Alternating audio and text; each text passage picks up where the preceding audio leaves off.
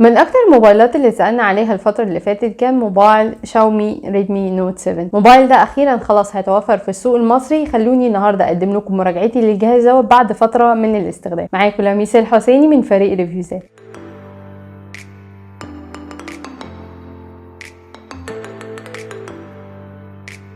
زي ما انتم شايفين معانا لون الموبايل ان هو حلو جدا. اللون دوت اللي هو اللون الازرق في بنفسجي. اللون صراحه شكله شيك جدا وحلو قوي. فكرني شويه باللون المي 8 لايت اللي احنا عملنا لكم عنه ريفيو قبل كده. ان هو الموبايل بيجي برده بظهر ازاز وعليه طبقه حمايه جوريلا جلاس 5، والجزء الامامي برده من الموبايل عليه طبقه حمايه جوريلا جلاس 5. في ظهر الموبايل طبعا عندنا البصمه، والصراحه من تجربتي ليها كانت سريعه جدا وما فيهاش اي مشاكل. وطبعا عندنا الكاميرا الخلفيه المزدوجه واللي فيها بروز شويه عن ظهر الموبايل. العدسه الاساسيه هنا عندنا في الكاميرا 12 ميجا بكسل، وعندنا العدسه الثانيه 5 ميجا بكسل عشان نعرف. طبعا معروف عن الموبايل ان هو بياخد صور 48 ميجا بكسل، بس خلينا نتكلم في الموضوع دوت لما نيجي لجزئيه الكاميرا. وبالنسبه لبقيه تصميم النوت 7، فالجزء العلوي من الموبايل عندنا اللي هو مخرج السماعات اللي هو 3.5 ملم جاك، وعندنا اي ار بلاستر او الانفراريد بلاستر اللي ممكن تستخدمه كريموت. الجزء التحتاني عندنا سماعات السبيكر ومدخل الشحن اللي هو يو اس بي تايب سي. وعلى جانب الموبايل هنلاقي زرار الباور وازرار التحكم في الصوت في ناحيه واحده، والناحيه الثانيه عندنا درج الشريحه. والموبايل ان هو بيدعم تشغيل شريحتين او شريحه وكارت ميموري، ما ينفعش تشغل عليه شريحتين وكارت ميموري في نفس الوقت. وطبعا هنيجي للجزء الامامي والاهم في الموبايل نفسه، وهي الشاشه والنوتش اللي عندنا. النوتش هنا هو ووتر دروب نوتش اللي هي يا دوبك بس الكاميرا الاماميه، وعندنا سماعه المكالمات في الحافه العلويه للشاشه. بالنسبه بقى للمبه الاشعارات، ففي ناس كتير قوي للوهله الاولى اول ما هتتعامل مع الموبايل هتتخيل ان هو ما فيهوش لمبه اشعارات، بس الموبايل فيه لمبه اشعارات صغيره جدا في الحافه بقى السفليه. شاشه الموبايل ان هو 6.3 انش بجوده فول اتش دي بلس. الشاشه ان هو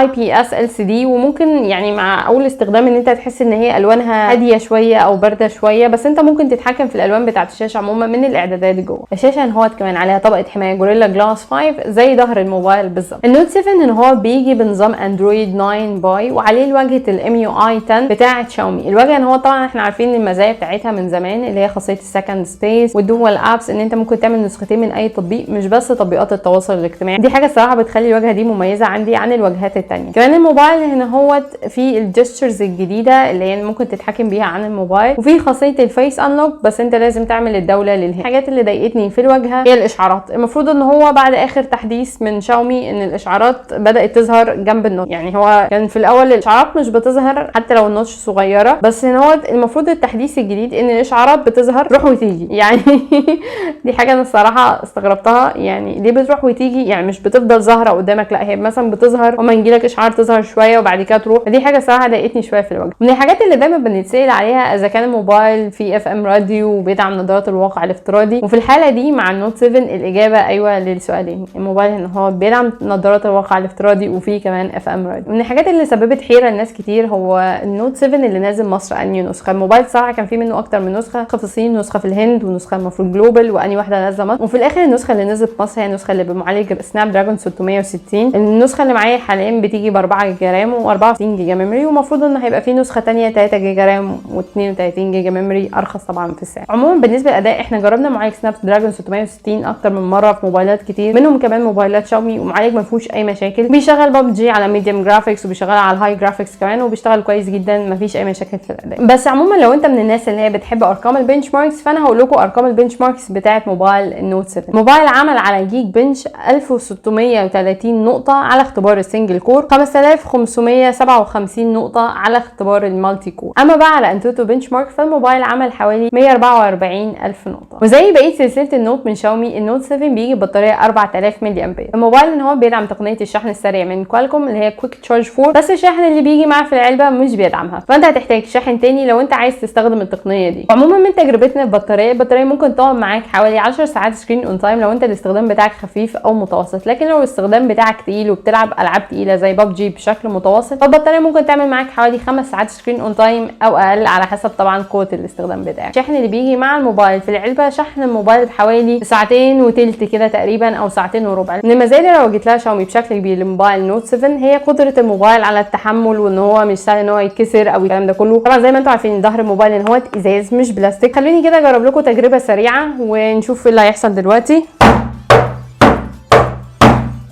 تجربه لايف يا جماعه من غير اي مونتاج ولا اي حاجه. وظهر الموبايل مفهوش اي مشكله. من الحاجات اللي بيتميز بيها برضو موبايل نوت 7 هي الكاميرا بتاعته. الموبايل ان هو معروف ان الكاميرا بتقدر تاخد صور 48 ميجا بكسل، تعتبر ده ارخص موبايل حاليا ممكن يقدر ياخد صور بجوده 48 ميجا بكسل. بس ايه بقى القصه ان هو ان الموبايل العدسه الاساسيه 12 ميجا بكسل، ولكن السنسور بتاع الكاميرا ان هو بوضع ال 48 ميجا بكسل بيضغط 4 صور 12 ميجا بكسل في بعض وبيعمل لهم معالجه وبتطلع صوره 48 ميجا بكسل. طبعا الوضع دوت انا صراحه لاحظت جدا ان هو فارق فعلا في مدى التفاصيل والوان حتى الصور اللي متاخده بال 48 ميجا بكسل عن التصوير العادي. الكاميرا الخلفيه هنا عند العدسه الاساسيه 12 ميجا بكسل بتيجي بفتحه عدسه اف 1.8 وعندنا عدسه ثانيه 5 ميجا بكسل عشان العدسه. اما بقى الكاميرا الاماميه فهي 13 ميجا بكسل بفتحه عدسه 2.0.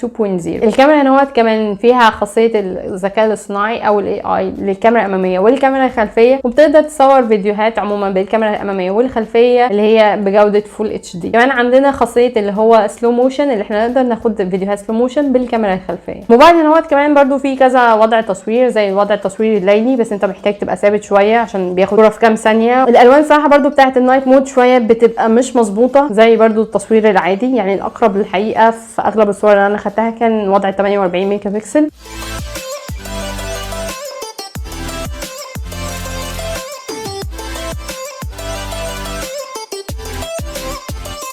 ده غير برضو اثناء تجربتي يعني الابلكيشن الكاميرا مثلا كنت افعل وضع الاتش دي ار واخد صوره، لو خرجت بره ابلكيشن الكاميرا ودخلت تاني الاقي الوضع الاتش دي ار اتقفل. نفس الفكره في وضع ال 48 ميجا بكسل، لو خرجت بره ابلكيشن الكاميرا ودخلت تاني انا كنت مفعله مثلا 48 ميجا بكسل لازم افعلها تاني. ففي حبه حاجات كده في ابلكيشن الكاميرا ما عجبتنيش قوي. بالنسبه الصراحه للكاميرا الاماميه العزل برضو بتاعها ما ظبطش. في صوره زي ما انتم شايفين مثلا البلوزه بتاعتي اتعزلت مع العزل الخلفي، فانا حاسه ان هو الموبايل صراحه محتاج سوفت وير ابديت يظبط حبه حاجات في الكاميرا، لانها طبعا جربت موبايلات شاومي تانية زي مثلا مي 8 لايت وعارفه الكاميرا بتاعته كانت حلوه ازاي، ومقتنعه كمان الموبايل دوت الكاميرا بتاعته ممكن تطلع نتائج حلوه بالظبط او يمكن احلى كمان بس مع سوفت وير ابديت. وجينا دلوقتي لنهايه الريفيو بتاعنا وتشتري الموبايل ولا لا. صراحه موبايل شاومي نوت 7 يعتبر باكج كويسه جدا في السعر المتوقع ليه، والسعر المتوقع ليه 4000 جنيه واقل نسخه ال 4 جيجا رام و3000 جنيه او اقل شويه لنسخه ال 3 جيجا رام. فصراحه لو الموبايل نزل في السعر دوت هيبقى اختيار مميز جدا. الموبايل الكواليتي بتاعته الخامات والمتانه بتاعتها والظهر ازاز وشيك جدا، البصمه سريعه جدا ما فيهاش اي مشاكل، اداء الموبايل نفسه ما فيهوش اي مشاكل، البطاريه كويسه جدا، يعني الموبايل كباكج كامله حلو جدا. يمكن المشكله الوحيده اللي قابلتني في الموبايل كانت الكاميرا، ودي اعتقد ان هي ممكن تتحل بسوفت وير ابديت، لان زي ما بقول لكم المشكله كانت شويه مثلا ان هي الالوان مش مظبوطه قوي، حبه حاجات مثلا العزل مش دايما بيبقى مظبوط، لكن غير كده هو حتى الكاميرا كانت نتائج الصور والتفاصيل بتاعتها كانت كويسه. ده غير طبعا خامات الموبايل القويه جدا اللي هي بتستحمل التخبيط والترقيع وده كله. فانت لو انت بتدور على موبايل مثلا يبقى ازاز مش بلاستيك ويستحمل منك الوقع والخبطات مثلا، فاكيد النوت 7 هيبقى اختيار مناسب ليك. لو بتفكروا تشتروا موبايل شاومي نوت 7 انا هسيب لكم لينك الشراء في التعليق المثبت. لو عجبكم الفيديو طبعا ما تنسوش تعملوا لايك وشير، تقدروا تتابعوني على فيسبوك وتويتر وانستجرام ريفيوزات. كان معاكم لميس الحسيني، سلام.